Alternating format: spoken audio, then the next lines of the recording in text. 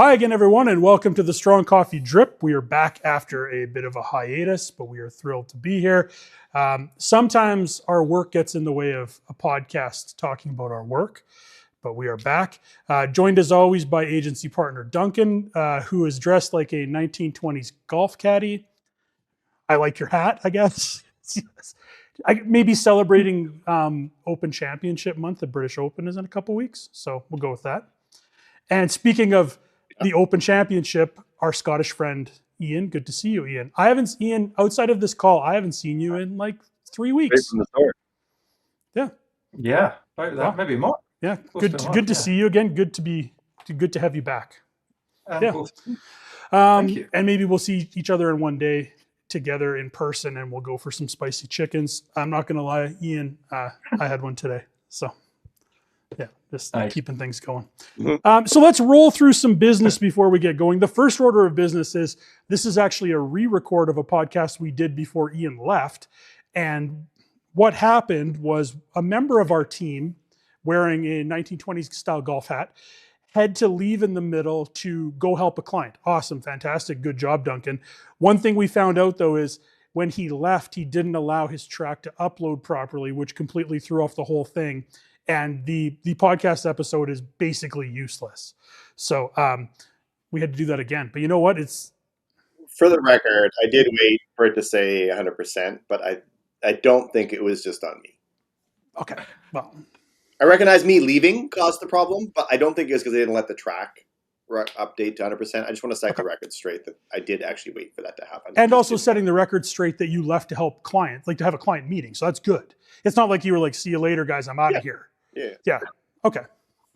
So lots to cover. First things first, I've got a different location here. We're giving the studio a try here today, so that's fun. I did record one other one in here. It was the Christmas one from 2 years ago with the sticker wall and the bad shirt. But we're giving this a go. I've been in here this week, and we've got some cool things coming to the studio.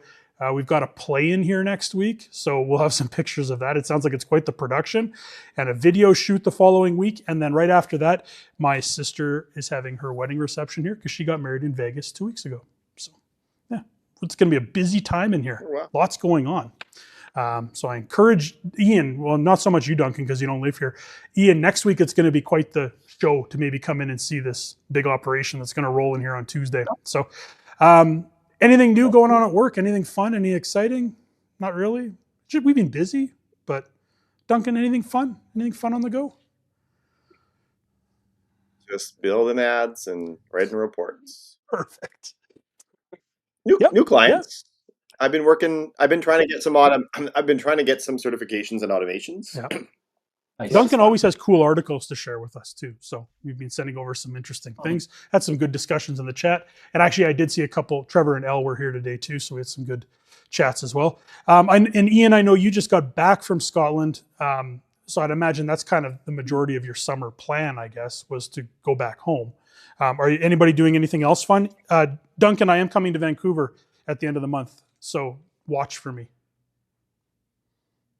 I'm not going to look for you, but just watch for me. I might be busy. Whatever. No, whatever. If you don't want to hang out, that's fine. You don't want to go out with me and my family and we'll go on the water taxis or something. We can maybe grab some Wendy's one of the days. That'd be fun. I'm holding you to it. I'm good. Feel left out. Well, we'll see. Ian, anything else on the go? We just had a new Chipotle open up at the end of the street, so maybe that's the option. See, I don't know where you live, but now if I just look up new Chipotle in Vancouver, I can start to kind of narrow it down to figure it out. You would find it, yeah. You'd find it in Kids File. Okay, yeah. Perfect. Ian, anything else on the go for you this summer? No, not really. I think we're just going to be enjoying the weather at home. No plans to go. Sometimes hot, sometimes cold, sometimes thunderstorms. We got a little bit of everything this year.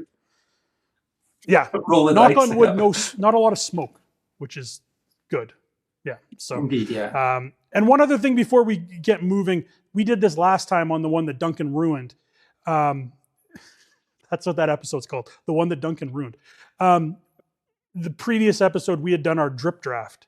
and where we each picked, we had a drip draft for internet memes, and then we put those internet meme teams out for voting amongst our staff and the general public. Duncan's got a scepter in his hand, which he should not have, because as we pointed out in the episode that Duncan ruined, the winner of the drip draft number 1 The wand now. was right here. Right there. It's a good looking crown. I dubbed the meme king. And so the backstory with the scepters, when I ordered these on a website that produces not high quality goods, let's say, that's where I got these crowns from too, because I don't know if you know this, they're actually not real jewels. At the same time, I ordered these scepters, and the picture made them look like big staffs. So I was quite excited that each of us would have like a giant staff we could walk around and point and stuff. And when they arrived, the envelope was about a foot long, and I'm like, oh, maybe the staffs are coming later. No, this is them right here. These are, mine's broken as well, so an extra little feature there. But we each have them, but only the Drip King can use his staff. So you, Duncan, you need to keep yours down. You can't be waving that thing around. But we'll do another drip draft. What's a wand now? It's a wand. Yeah, you just turn it upside down, and it's a wand. Okay. It's perfectly used. Okay. And Ian, I hope you haven't lost the crown jewels in your house. They're nearby. Yeah, they're in a safe. Somewhere. Yes. They're well. Okay, they're so safe. They're in a very, very so safe safe. location. You don't even know where they are. Okay. Yes. Yeah, because you don't want to lose those. Although, if you do lose it, we have another one here in the office I saw the other day when I was cleaning up. So yeah, lots of things going on, but summer is here. We're happy to be back. Lots to talk about today, so let's get going. First one, this is something that was in the news this past week, and is still kind of in the news a little bit. Canada's digital services tax, or some people calling it the DST. I think for many, maybe they only found out about this when it was on the news as it related to trade negotiations between Canada and the United States.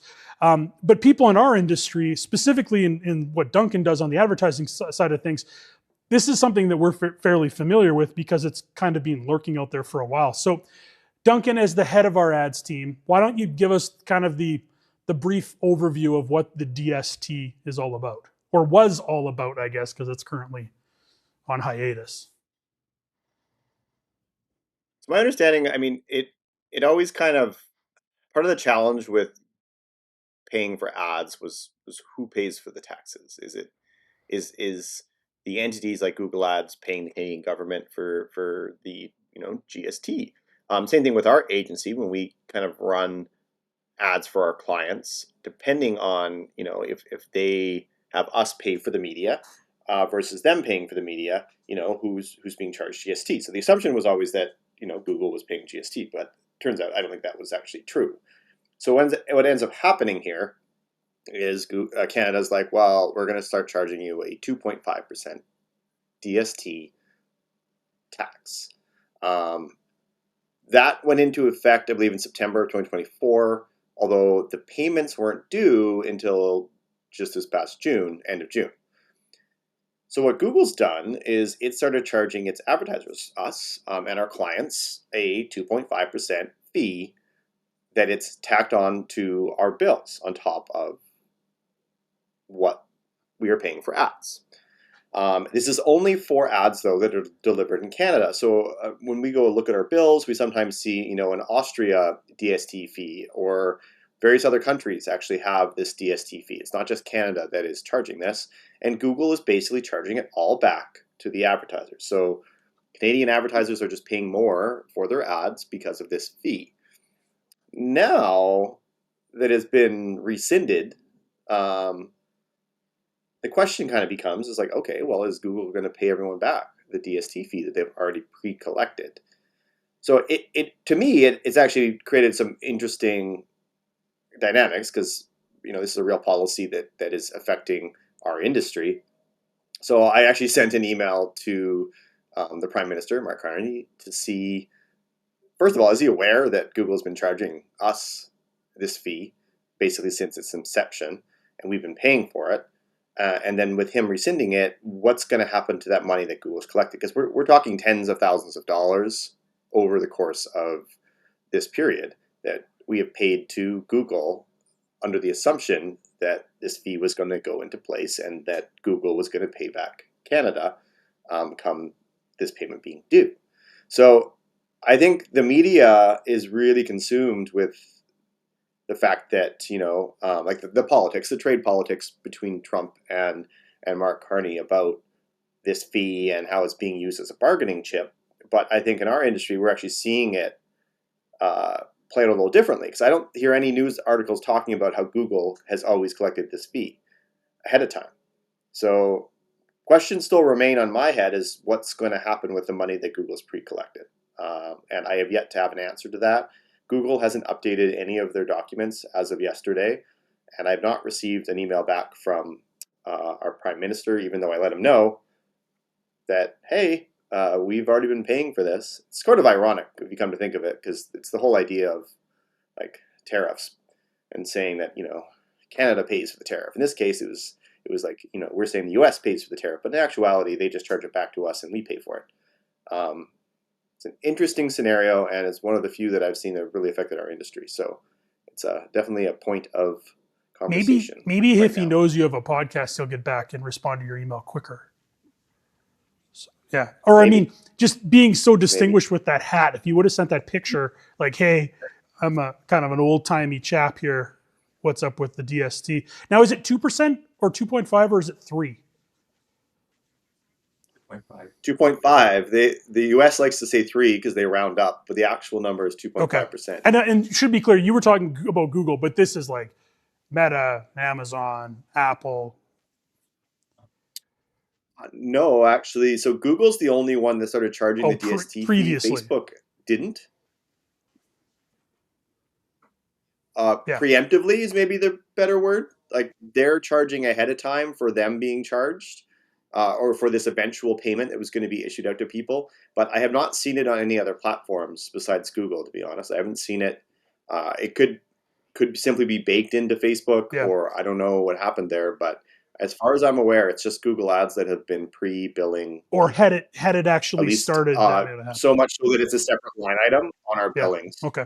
No, it's good to know. Yeah. So it's very interesting that I'm not in the ad world like you and even Ian, because you do a lot of blocking charts and stuff. But I was aware of it because it would come up in conversation for a while. So when it became a real big thing this past week, I was kind of thinking, well, I've heard about this for a while. So there's a clarification on what it's actually all about. So as it stands right now, it doesn't exist. Yeah, and I also thought that Canada was. I always thought that Canada was charging it each month. I didn't realize until I looked into this further that it's like a yearly payment that comes out every year that it's due. So like I say, it makes a little bit sense why Google was collecting it on our behalf, because they have to pay it out afterwards. But it seems like they're the only, like Facebook, as far as I know, doesn't do it unless, like I say, they may have just baked it into their fees, but they don't have it as a separate line item for us to see in our bills. So hypothetical, if your letter to Mark Carney works and Google has to repay all of it, and we get this lump sum, what are we doing? Jetpacks? What are we doing? We got to do something fun in the office. Well, I mean, I would say most of it has to go back to the clients that paid, like the clients that paid the media. So what's going to happen? What's likely going to happen is Google's just going to credit the ad accounts that it charged it to. Like that's what's going to happen. So it's not like we're going to get a check from Google. So unfortunately, I think jetpacks are. What if the client? We'll have to borrow. Yeah. What if the client bought a jetpack for us? Give it some thought. I mean, that can happen at any time. I don't think that really needs. True. It's not really relevant. But that'd be great. That'd be great. I'll talk to a couple of clients and see what they say. Avoid the stairs. Yeah, because this is a flight of stairs here. You can't be going down this every day. Like, not a chance. No, you can take a flight down the stairs. Yeah. Okay. Well, so jetpack. The future is now. We'll look at jetpacks. I'll see what I can do for next episode. And at the rate we've been going lately, next episode might be in 6 months. So maybe jetpack technology will have advanced by then. Okay. So good. We've cleared up some misconceptions and got some better details around this DST, which, made a very brief appearance in the news last week, and then it was kind of rescinded over the weekend, and now it's kind of sitting there as a trade a trade token, if you will, as these negotiations continue. One of you, I don't know if it was Duncan or Ian, sent over an interesting article that I wanted to talk a little bit about. It was talking a little bit about AI and how AI has really started to find its way into agencies like ours. So, despite predictions from people like Sam Altman, who's the OpenAI CEO, he's talking about how AI will largely replace traditional marketing agency functions. A lot of creative directors disagree. Now, we're in an agency, we don't have a creative director, we're a digital agency primarily focused in like the execution of campaigns, not so much the creative side of campaigns, although we do a little bit. But these creative directors all kind of came out and said that AI isn't a threat, but it's kind of this powerful tool that they can use to fuel a creative boom, because now people have the ability to maybe do things that they couldn't do before, bring things to life that maybe they couldn't do before when it comes to advertising or other creative. So while AI kind of presents this challenge to traditional like billing models or even how new people are coming into agencies, the kind of work that they're doing, agencies are adapting by focusing on output-based pricing and expanding services into areas like hyper-personalization, content optimization, all sorts of interesting things that frankly we couldn't really do before because we didn't have the tools. So a couple questions here. Overall, and you've both been here, Duncan's been here since the beginning and Ian's been here for a while too. How do you think our agency has changed with AI? Like, what would you say would be the biggest change that you've seen now that in the past couple of years, all these new tools have been available and all these new ways of doing things have been available? Productivity. Yeah, that's mine. I think the biggest change is just how much can get done. I think me personally, because I probably fiddle with this the most, I think how much I can get done is the big part of it, but also things like record keeping, tracking of tasks, of media spends, of a lot of different things, just becomes easier, more fluid. So it allows me to kind of focus on other things. Even reporting has gotten easier through AI, by training an AI on kind of the things and the ways that we want it to speak. So I can get a lot more done in a day, which does increase capacity, but it obviously comes with drawbacks because things break and you have to go and fix them. Or realistically for me, it's productivity. It's just increased level of output, and better use of the inputs that we have so that more things can happen with them is probably the best way to describe it. Ian, how about you? Excuse me. No, I totally agree with what Duncan's saying. I think the article that we're talking about, I definitely agree with the people who responded in that I don't think it'll make agencies obsolete. It just makes, they can do more with less now. So they can either win bigger contracts, put out bigger campaigns, and have that ideation process much, much quicker as well. So yeah, I agree. I think most people will still rely on their advertising agencies to actually use a lot of these tools. In the short term, I guess people might think, oh, I can do this myself now, but it won't take too long before they perhaps realize that the output of direct from the AI isn't necessarily what they're after. And yeah, like Duncan said, it means that we can do much more in a day. Yeah. So I still think you'll need those humans always kind of overseeing everything and putting the correct prompts and putting all the pieces together, basically. I still think that's going to be a big part of it. But yeah, just all those little tasks that would take you a long time, being able to streamline those. Or if you have like you're stuck in your head, you can't come up with how should I start this paragraph or this sentence or things like that. It's like a cheat code. Like you can kind of pass those little mental breaks that you're having and continue your work. So it's been really, really interesting to see, not just agencies, but I've got a family that are teachers. They use it regularly. Like, oh, we had to summarize this thing for my students and I only had 10 minutes to do it and I could just do it. Like, it's all those little things. They still teach kids, but they just have more tools at their disposal to do that. So yeah, it's very interesting. I will say though, I feel like it's prudent to say this. Like, the change that you would end up seeing in agencies is that normally we would have to hire someone to do those things, to do those small menial tasks. So what is likely happening, and I think we're kind of seeing this in the job market these days, is that those entry level positions just no longer are existing. Because like you don't you don't need an entry level person to give you a framework for a strategy. ChatGPT can do that in a minute. So what you end up seeing, and I think this is really coming to fruition right now, is that a lot of the young people coming out of school are struggling to find jobs because they have no experience. They can't produce final products, and it's no different than ChatGPT. ChatGPT doesn't really produce a final product, but it does give you the framework to kind of move forward with it to finish and finalize things. So while it may not affect agencies directly, it's going to make it so that you know, to work at an agency, to get in the door at an agency, is likely going to have a higher bar. Would be the way that I would look at it. I'd also recognize that creative agencies absolutely can use AI for a lot of ideation, but I still find like the final products that AI comes with or comes up with still kind of looks like AI. And the more you play with it, the more you can kind of spot it. So from the copywriting standpoint,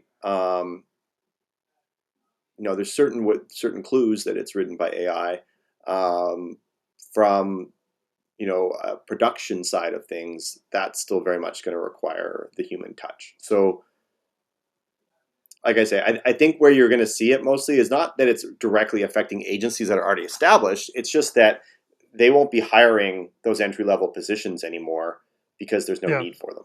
Like I don't ever see a time where our agency will be double its size. Like I just don't see that. I don't know why it would be. Like you can run with a smaller team of very talented people with the help of these tools, and your outputs are increasing. Yeah, you just don't need those extra people around. So whether younger people getting into the game now are very specialized in like a certain creative field, or understanding AI and being able to write prompts, or using that to looking at data and then figuring out what it actually means when these reports get spit out. I think there's still entry points in for younger people, but I think just coming out and being I've got a marketing degree, it's like, okay, but what's kind of your specialization or your kind of niche that you can play into? So it'll be interesting to see what ends up happening. I guess this is one benefit to being old, huh, guys? Like we're not old, we're established. Well, I mean, in my head, I'm like, the generation before us didn't grow up with the internet, so they're not very good with it. We grew up with the internet, so we know how to use it. And I'm hoping that this next generation is going to be growing up with AI, so they know how to use it. Because I think that's what you're probably going to end up seeing. It's just a generational shift of how we leverage and use the internet. And I'd be curious if this generation recognizes this shift and takes action from it. Yeah. And the problem is like there's not schooling about this stuff. No, like you can't go to school necessarily for automations. You can go to school for machine learning, which I think could still be valuable. But a lot of these courses out there right now for these automations are completely free. So I think you take advantage while you can and try to learn and gain some skills in this area, see what they can do, and then start thinking about how these automations can potentially help businesses simplify their processes, better record keeping, all of that. And that's what's probably going to get you in the door of a lot of these agencies. It's not just that you have a marketing background, is that you also have an understanding of what marketing agencies are currently using. Yeah, I think that's an important point, Duncan. You're talking about automations and things like that. And I think that for someone to get in the door, an understanding of agentic AI is a good thing, where you have like different agents and one AI is telling another AI what to do and things. And I know, Duncan, that's something that you've been toying around with a number of these automation tools.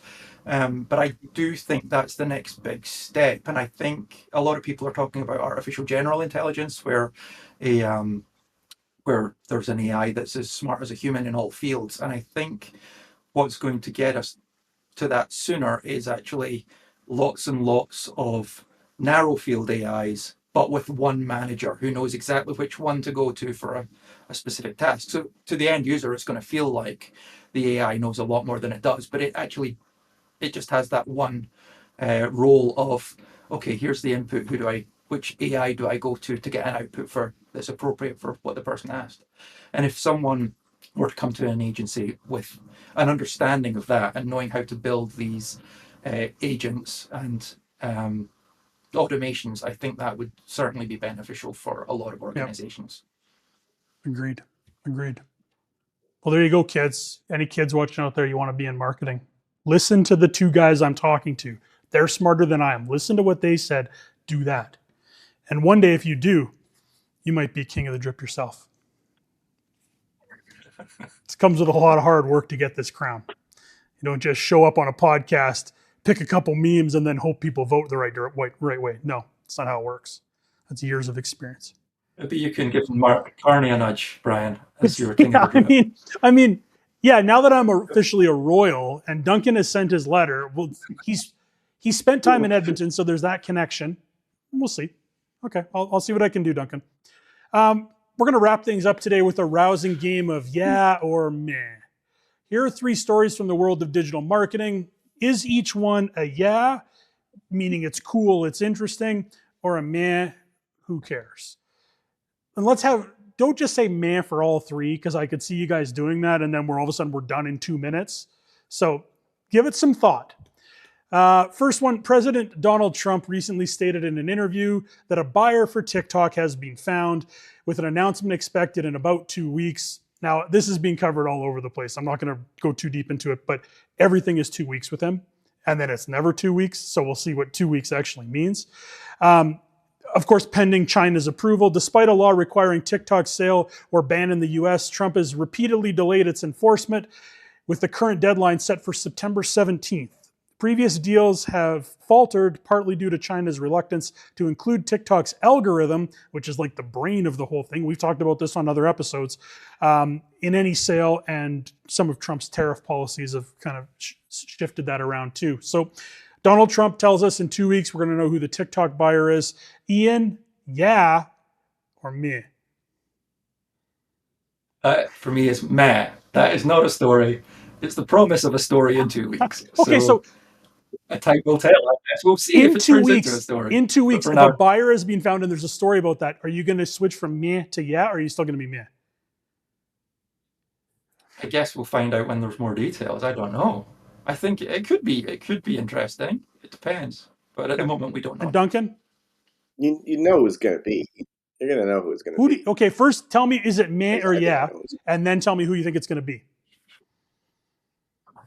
Right now it's meh, because you're right. It's a promise of a story, and he'll adjust until we actually get some information, or he's just making it up for whatever purpose. We don't know until we know. If it was a buyer in the US, I think it's probably one of 2 people. One of them being Amazon. Mm-hmm. I would say maybe 3 people. For some reason, I think Peter Thiel would be somewhere in that argument or discussion. He doesn't. I don't know. I don't really have very good information about this, but I'm not too sure if he has a communications channel. I don't know if he owns one. He was PayPal, I think, initially. I could be wrong on that, but I'd also be curious about Google, and I think it would be hilarious if it was.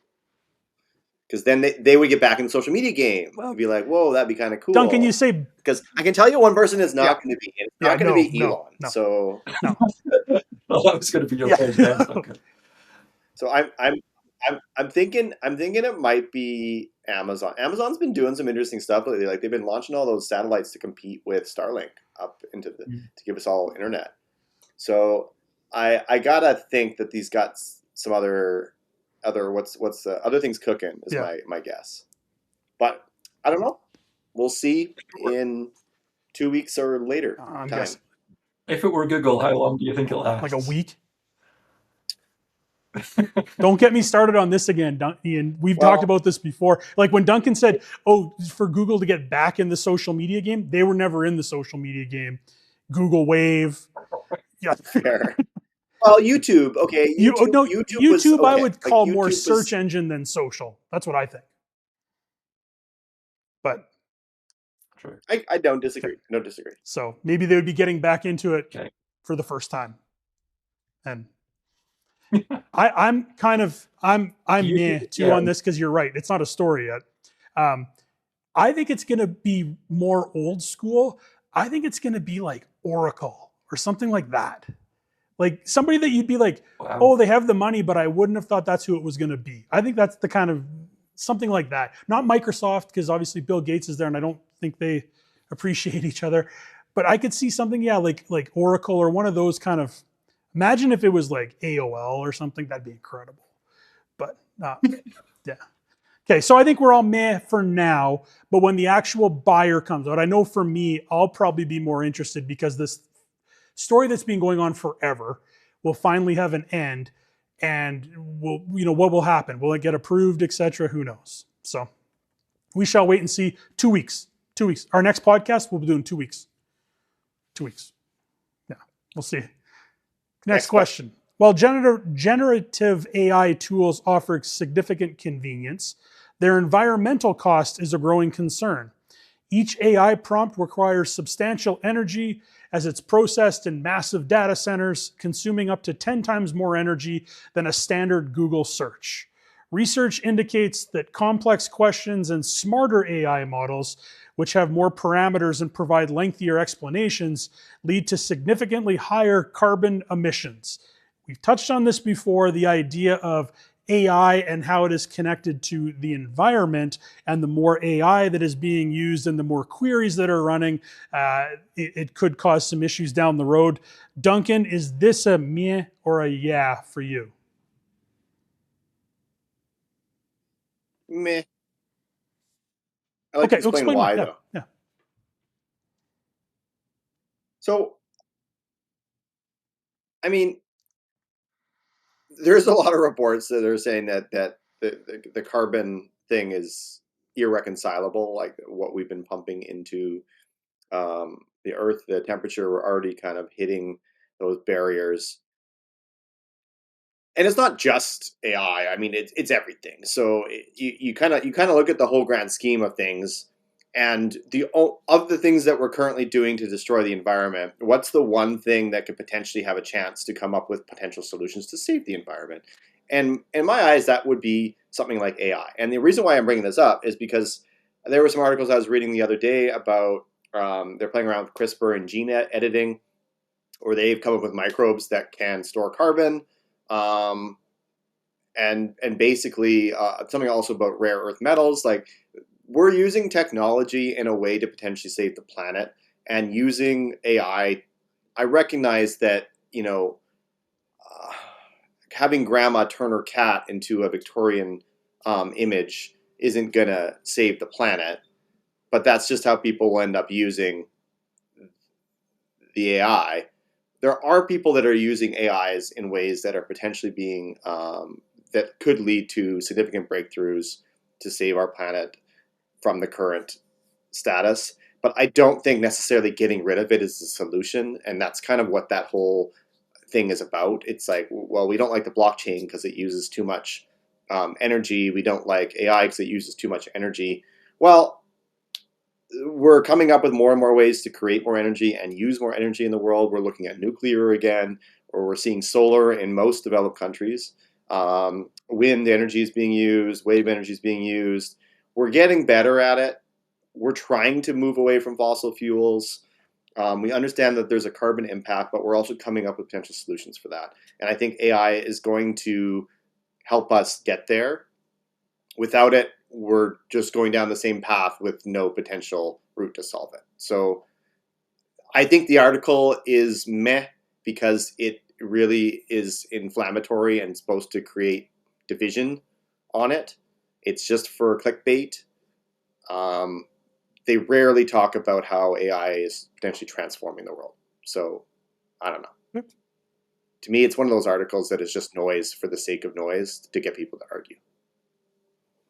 I like the cats when they turn cats into things. My 2 cents.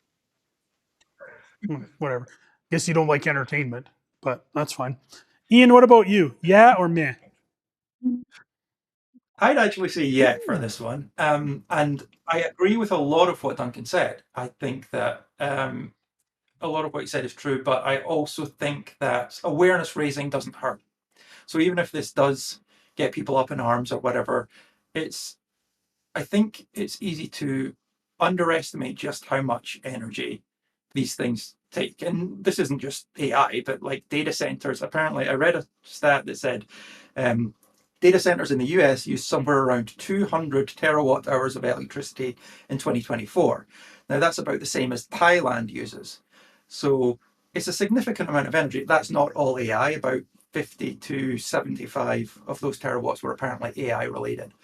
But it's anticipated that this is going to get bigger, and people are saying they project it to reach 1,000 terawatts by 2028, with again about a third of that being from AI driven Do things. these So I systems think just like put their like plug in and take power from the grid, or are they creating their own power? Do they have like solar panels on these locations? Like I find the comments sometimes nearsighted because they don't really take a whole picture of, yeah, sure, they're using power, but how are they generating that power? Where are they getting it from? no, that's a fair point. I actually don't know. I didn't. That might be covered in that article I was reading. I don't know, but I think it's just good to know that. And like you say, I mean, I should certainly look deeper into that. But they use a significant amount of water as well for cooling and things like that. And I do think that if it raises the um, knowledge of the environmental impact among the public, I don't see that as a bad thing personally. So that's why I would say yeah. Although I agree with a lot of what Duncan did say. A lot of these companies have sustainability departments, and that's kind Hmm. of their main job is to focus on how to reduce impact. True. So, like I say, I feel like the articles are intentionally misleading because we are very much a headline-based society. We read Yeah. headlines and be like, "Oh, that's bad," but context matters, and I think sometimes we have to look at that, which is to me why that article is just incomplete in many ways. Fair. Don't disagree, though. I think Yep. awareness is good, but it has to be put in context. I'm very much in line with Ian. While I think the article is meh, the idea of awareness, the idea of that we should actually think about this is yeah. So it's kind of a combination. Because I'm the host, I'm allowed to give a both answer. Nothing anybody can really do about it. So that's what I'm doing.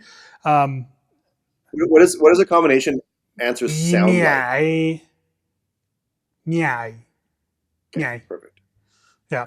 And you mentioned about cooling data centers using water. Have you seen the new Mission Impossible movie? You guys go see that over the summer? Not yet. No Okay. I think spoilers. they're in a data center at the end because there's water underneath those computers, right? Duncan? You know when they're fighting at the end and then he goes on the plane? Spoiler alert. Yeah. I don't want to give anything away. It's fighting at the end. I mean, like with it. Well, the main computer is like on a submarine in the middle of the Arctic. I don't. Well, you kind of already know that from the first movie, so it's not like it's a spoiler. Yeah, but now, okay. No, you know when they go in the cave. This is the second When part they of go in the cave. And then they go into that data center thing with all the water underneath. Yeah, okay. Yeah. Yeah, yeah. I think that's just what data centers generally kind of look like. Not the water, but I think it's like the movie data centers always have the Yeah. cool water thing. Because That's it's just like what you I could go swimming in that data center. It's like a big pool with computers, basically. Ian, go see it. It's worth seeing. Now that Duncan, There's a Okay. few movies that have like yeah, data like centers and AI robots that cool have data water underneath. centers. Yeah. Yeah. Slash swimming pool, slash water feature. All right. So ultimately, yeah, we think that this article is meh, yeah, and go see the new Mission Impossible movie because it was good. And there's a data center we think in it. Correct. What's the next one? So I gotta say Okay. yeah to Yeah. something. Behavioral sciences nudging aims to help people achieve desired outcomes, assuming good intentions. However, a powerful ethical distinction exists. A nudge is a transparent, easy to opt out of, and genuinely benefits individuals' welfare. So you might log in, you might opt into something, but you can easily opt out. Whereas a sludge is kind of similar, but often what they're doing is that they're making it very difficult to opt out of. Sometimes it's very non-transparent. There's pre-selected options, hard to cancel subscriptions. So kind of the article talks a lot about nudging and sludging. The ultimate ethical test is whether intervention truly serves the individual's best interest. If not, it's a sludge, and companies should avoid practices they wouldn't want publicized. So, I'm sure we've all had this happen to us where you've signed up for something and it's like, it's not for me, or I wanted just to try the free trial and I want to move on. But there's so many hoops that you have to jump through in order to opt out of something. They would call that a sludge, a term that I had no idea about until Duncan mentioned this article. I think I know which way we're leaning here. Duncan, you found the article. Is this a meh or a yeah? This is a yeah. We see it kind of all the time, but not in the way that you'd think. Like, we have a lot of businesses that may come up to us and say, "Hey, no one's filling out my form," or "We're running ads and nothing's performing."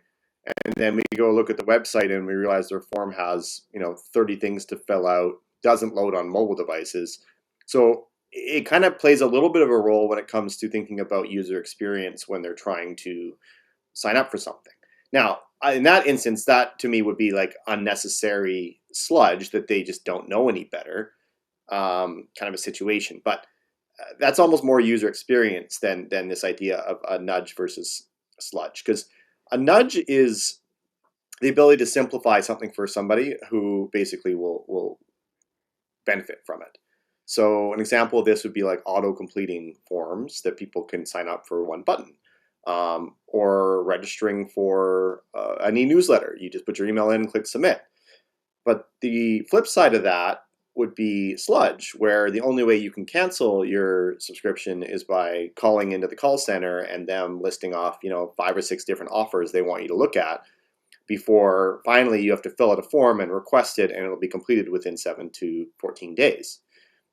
That's the idea of sludge, where they create a system of difficulty in order to get you to cancel something that you're already paying for. In the article, I actually listened to a podcast on this one. The really good example that they were using was the American healthcare system. That's one where you have a for-profit health insurance companies. Their goal is to basically keep premiums low for people and cover them in case something bad happens. Now, some people will definitely argue that these companies are probably littered with sludge because it's in their best interest not to pay out to users. So they create sludge so that people have to jump through so many hoops in order to actually get their benefits being paid out.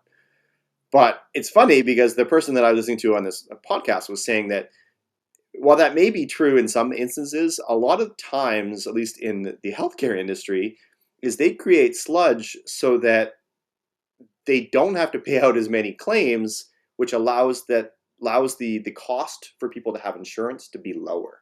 Because had they actually paid out all of these claims, and just were very transparent and nudgy about it, allowing people to do this freely, making it really easy for people to provide claims, not putting any red tape in it, then the premiums would be so high that it would be preventative from the cost of business. So while you may or may not like the U.S. healthcare system, I'm not really picking a side on this. It's more just that there are kind of benefits and drawbacks to each. And depending on the scenario, you could look at sludge as just a way to make money for a company that is going to benefit from this sludge. But there's also other factors that sometimes go overlooked, like the fact that if you made it so easy for everyone and all these claims got paid out, they wouldn't be in business anymore. So it's an interesting social construct that we've created. And I think it's just an interesting way to look at these processes that companies do. Sometimes it's just through they didn't know there was a better way to do it. And that's what the businesses that I think we work a lot with is that they just don't realize that they're creating sludge in an experience. Other businesses do this intentionally because they find it helps their bottom line. And the question is the ethics around it, which I think is the interesting part of this. So yay for me. Ian? Or yeah. Yeah, it's a yeah. Right? It's not a yay, it's a yeah.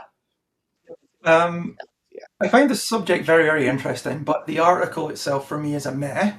Um, I think it doesn't really go into really the history of what nudging should be. Nudging is to do with behavioral economics rather than marketing or anything like that, and it is the end goal is always or should always be to make the uh, user or recipient's life better, improve it in some way, and encourage them to make good decisions. That's what nudges are. Um, for example, in the real world, an example could be you're at a grocery store and you get to the checkout, and instead of having candy there, you have fruit there. Something like that. You're encouraging people to make a good choice. You're making it slightly harder, or putting fruits at eye level, candies on the bottom shelf. Something like that, which is like people still have free will and they can make any decision they want, but you're nudging them in the healthy direction.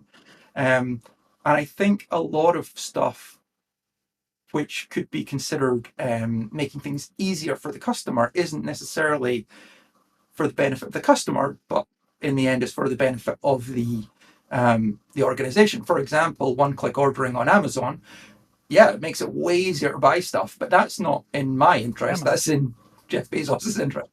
So I think the ethical part of that is worth considering. But I think Duncan made some great points with regards to things like user experience. People can always just think more critically about their user experience. How good is it actually, and is it even if you are doing something for your own interest rather than the customer's interest, are you making their journey good if that's the decision they've made? For example, I'm the guy who's decided I'm going to buy candy rather than buy fruit.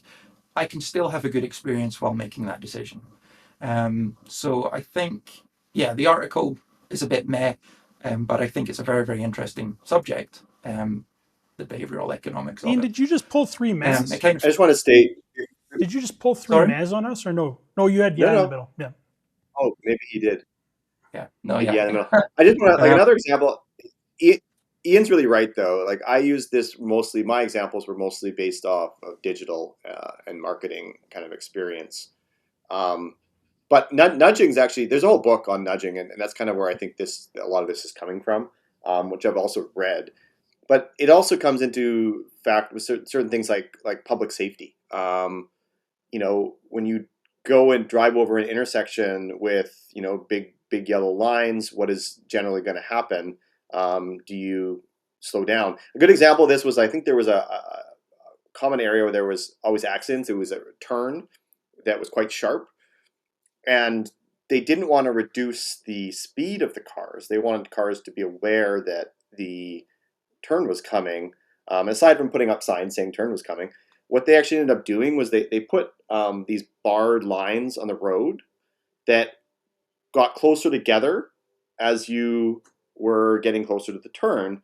And what ended up happening was, as you're driving over these things, it's not like a bump, it's not like a speed bump or anything like that. It's just visually, you feel like you're accelerating because the lines are You getting slow closer down. together, and as a result, people slow down. Hmm. So it's a simple change to the way that the road structure was made, but it's not. It's just trying to not coerce, but trying to encourage the right behavior by making a slightly different change to the road. Another good example of this, I think, is those pedestrian. You see them when they kind of like close off the road a little bit for the pedestrian walkway. Mm-hmm. So the road itself is still there, but it just gets a little tighter around those spaces, and people slow down as a result. So it's a little bit of just behavioral, like you say, behavioral economics, and understanding how people operate and how you can make design changes that improve safety, improve people's lives, improve the ease of signing up for a form. It's kind of all over the place, which is kind of why it transcends just marketing. I'm a yeah too. I can't stand when I feel like I've been tricked, or I've been sent down a path where I can't just easily get out of something, or I have to do all these extra steps. I got no time for it. But I do appreciate, Duncan, when you talk about nudging and stuff too. Yeah, those little things that are designed to to sway a behavior or something like that, but it's doing it in a mindful and ethical way, cool, I'm all for that. But when it becomes more deceitful or you feel like you've been tricked, that's never a good experience for an end user ever. And that's obviously, like Duncan said, that's what we try to avoid with our clients. So good job, guys. So that concludes another podcast episode. Hopefully this one works. We'll know right away. If stuff comes out tomorrow, it worked. If I send you an email tomorrow morning saying it didn't work, then I don't know what we do. So we shall see. Hopefully this makes it out to the public to enjoy. But on behalf of myself and Duncan and Ian, thank you for tuning in today for episode number 26 or 25 and a half, depending on how you want to look at it. Guys, thank you very much for joining me, and I hope you have a fantastic day, a fantastic week. Let's get back to work. Bye, everybody. Bye.